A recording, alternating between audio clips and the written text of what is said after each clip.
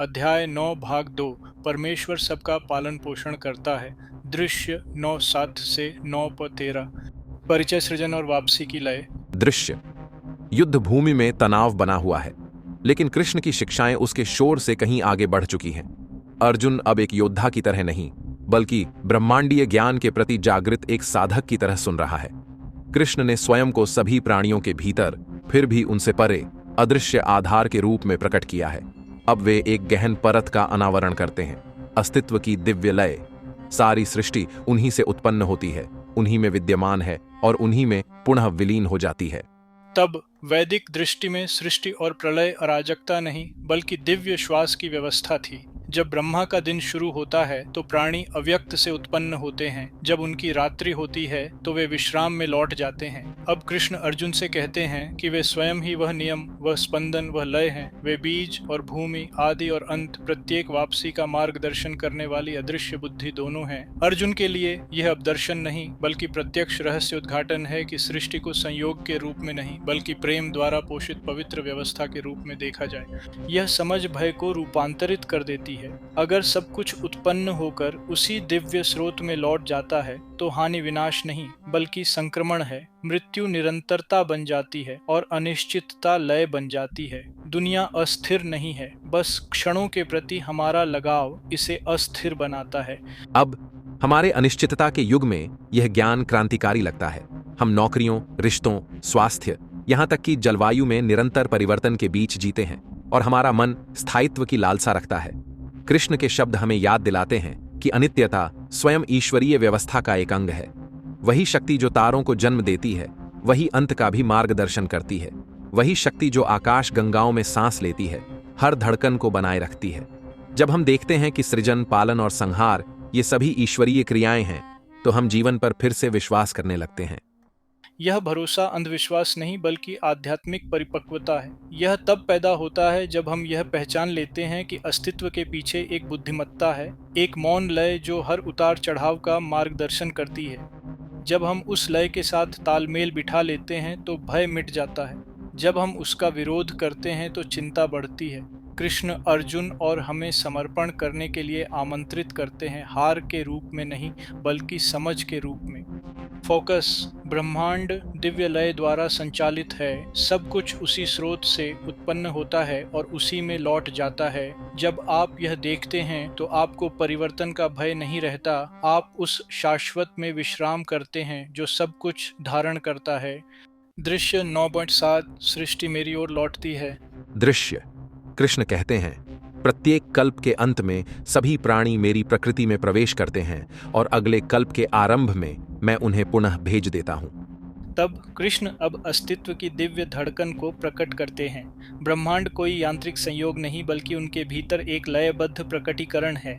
जब प्रत्येक ब्रह्मांडीय चक्र समाप्त होता है तो देवताओं से लेकर मनुष्यों तक, यहाँ तक कि सूक्ष्मतम जीव तक, सभी प्राणी उनकी प्रकृति में विलीन हो जाते हैं। जब एक नया चक्र शुरू होता है तो वे उन्हें फिर से प्रकट करते हैं, जैसे लहरें समुद्र से उठती हैं और वापस उसी में डूब जाती हैं। अर्जुन के लिए यह दर्शन मृत्यु के भय को दूर कर देता है।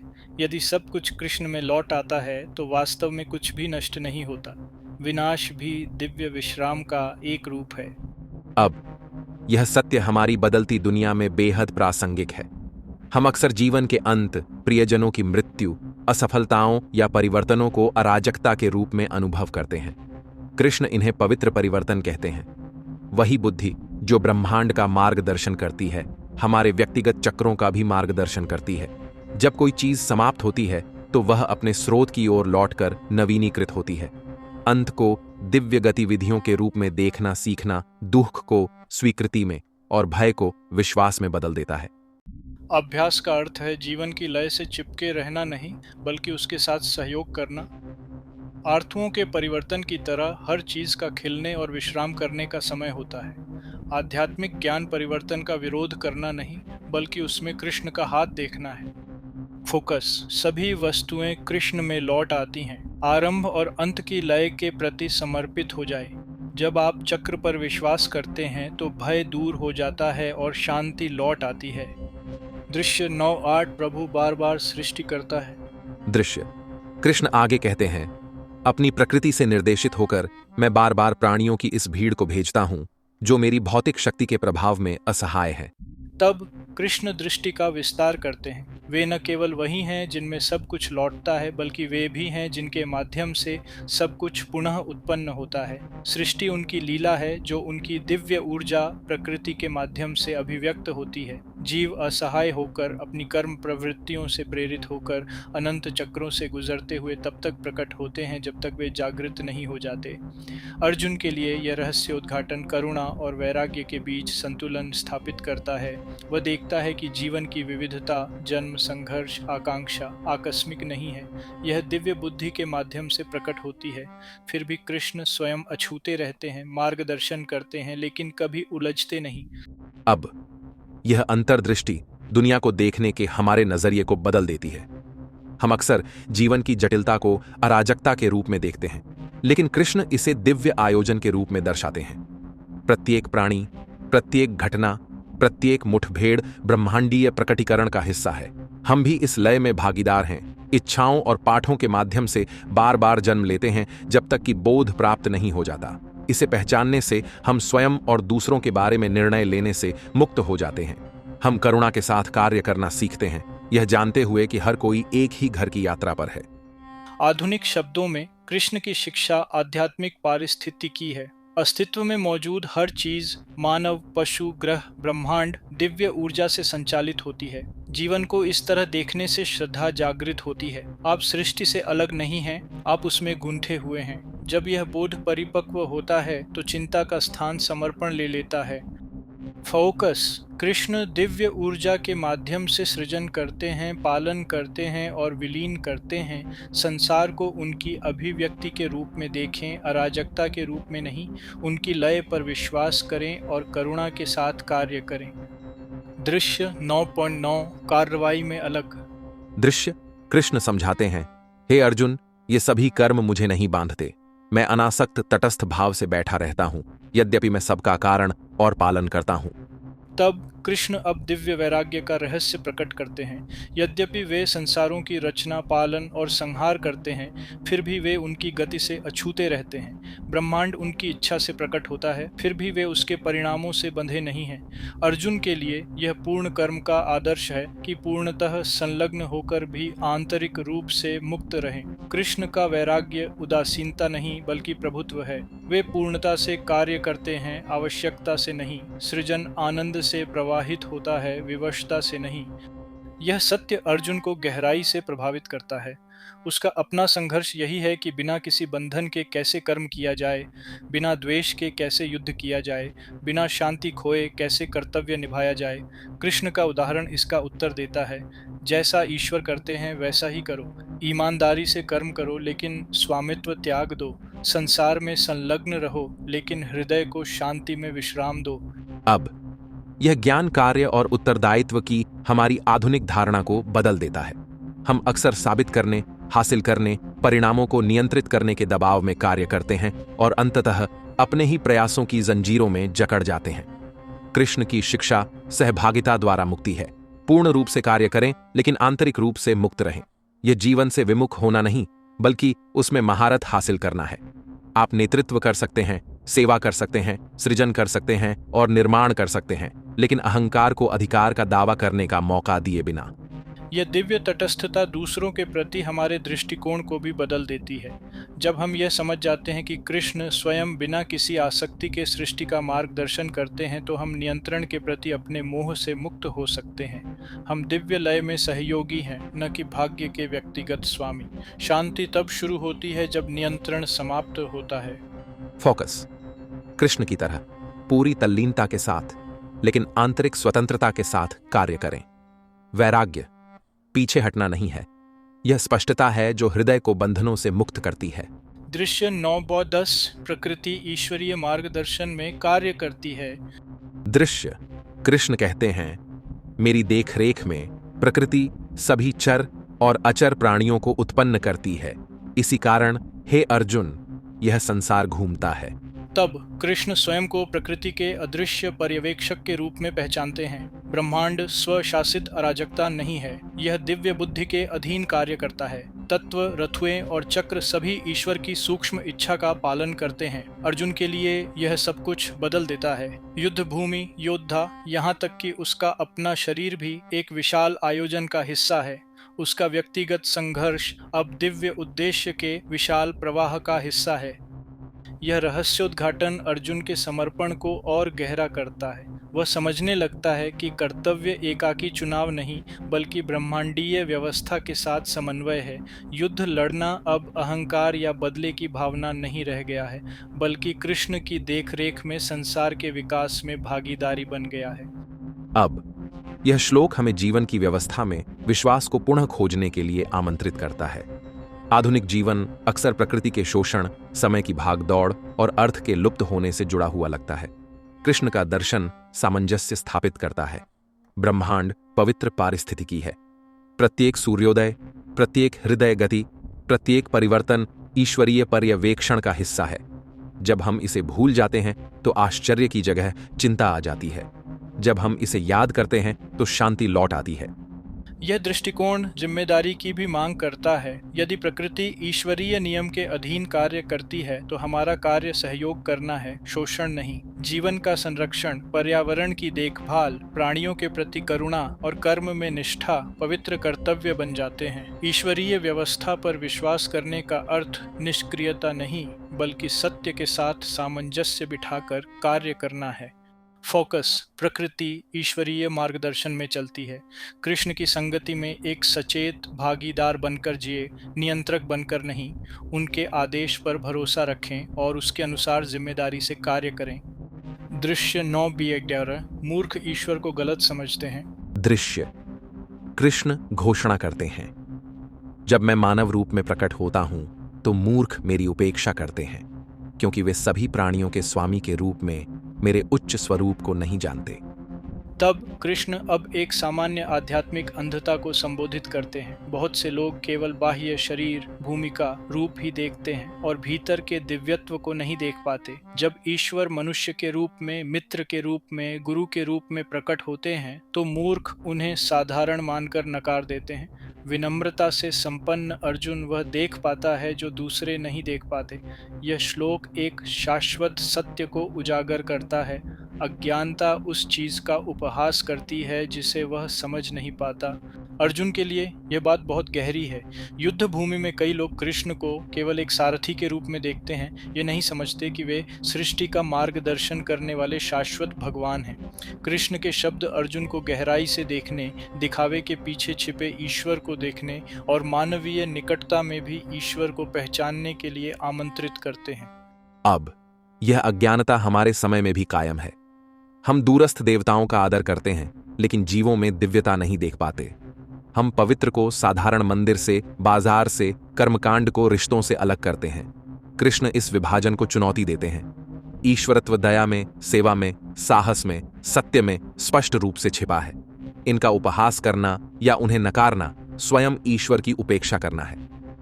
यह श्लोक आध्यात्मिक अहंकार को भी उजागर करता है, अर्थात यह विचार कि केवल बुद्धि ही ईश्वर को माप सकती है। सच्चा ज्ञान रहस्य के आगे झुकता है। कृष्ण की पहचान विश्लेषण से नहीं, बल्कि प्रेम, श्रद्धा और विनम्रता से प्राप्त होती है। फोकस, दिखावे से परे देखें। ईश्वर आपके साथ एक साधारण रूप में भी चल सकता है। विनम्रता मानवता में छिपे उस ईश्वर को प्रकट करती है जिसे अभिमान अंधा कर देता है।